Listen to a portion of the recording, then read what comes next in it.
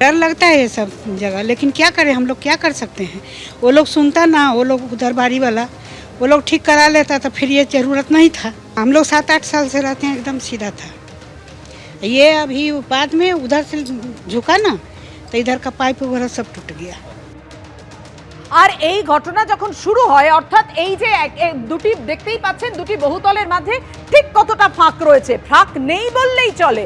অর্থাৎ আইন মেনে যে ফাঁক রাখার কথা সেটা রাখাই হয়নি। কেন এই অবৈধ নির্মাণ হলো, তারপরে যখন প্রশাসনের নজরে আসে ভাঙার কাজ তো শুরু হয়েছিল, কিন্তু হঠাৎ তা থমকে গেল কি কারণে?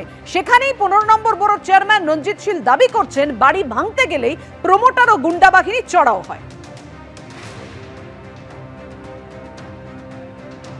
এখানে কিছু কিছু জায়গায় এমন হচ্ছে যে একটা বিল্ডিং ভাঙতে গেলেই কিছু লোক এসে ঝামেলা করছে। হয়তো পাবলিক আছে আর কিছু লোক আছে তার সঙ্গে ওই যারা প্রমোটার করছে তাদের গুন্ডা ফন্ডারা নিয়ে এসে ঝামেলা করছে। তো সেই কারণে পুলিশের হেল্প পেলে আমরা সেগুলো সবটাই ভাঙছি এবং অনেক জায়গায় আবার কোর্টের আইনে কিছুটা আটকে আছে। পৌরসভা অসহায় মানে কি, এখন পৌরসভার একটা লিমিট আছে যে পরিকাঠামো যে এত ফোর্স অমুক টুক, সেখানে দরকার পড়লে এখন আমরা যদি থানাকে ফোন করি, থানা যা ফোর্স আছে তার 3 গুণ ফোর্স দরকার, তখনই বাধ্য হয়ে আমরা লালবাজার থেকে ফোর্স আনাচ্ছি। এই ছবিটা ট্যাংরা বা নারায়ণপুর নয়, গার্ডেন ব্রিজের ছবি। গার্ডেন ব্রিজে যে বহুতল বিপর্যয় হয়েছিল 17ই মার্চ গত বছর পেরিয়ে গিয়েছে, কিন্তু একাধিক বাড়ির অবস্থা একেবারে এইরকমই বিপজ্জনক বাড়ি ঘিরে আতঙ্কে রয়েছেন গার্ডেন ব্রিজের বাসিন্দা।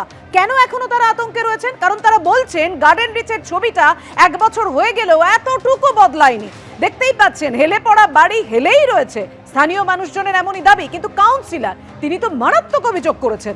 তিনি বলছেন বাড়ি ভাঙতে গেলে প্রমোটার ও গুন্ডা বাহিনী চড়াও হয়, এমনটাই দাবি 15 নম্বর বোর্ডের চেয়ারম্যান রঞ্জিত শীলের। আমাদের প্রতিনিধি পার্থ প্রতিম ঘোষ সে কি দেখিয়েছে, তার প্রতিবেদনে কি ধরা পড়েছে, রাখবো আপনাদের সামনে। গার্ডেন রিচে নির্মীয়মান বহুতল ভেঙে পড়ার পর এখন হইচই পড়ে যায়। বিভিন্ন জায়গায় দেখা যায় গার্ডেন রিচে যে বহুতল হেলে রয়েছে, কিন্তু এখন কি পরিস্থিতি, এখনও যে বিষয়টা জানাচ্ছেন স্থানীয়রা তারা আতঙ্কের মধ্যে রয়েছে। যেমন পাশের এই যে বহুতল, সেই বহুতলের আগেও দেখা গেছিলো, এখনও সেই একই অবস্থা রয়েছে। একটি বহুতল হেলে একেবারে পাশের বহুতলের গায়ে পড়ে রয়েছে, যার মধ্যে গ্যাপ হচ্ছে এরকম একটা আঙুলের থেকেও কম।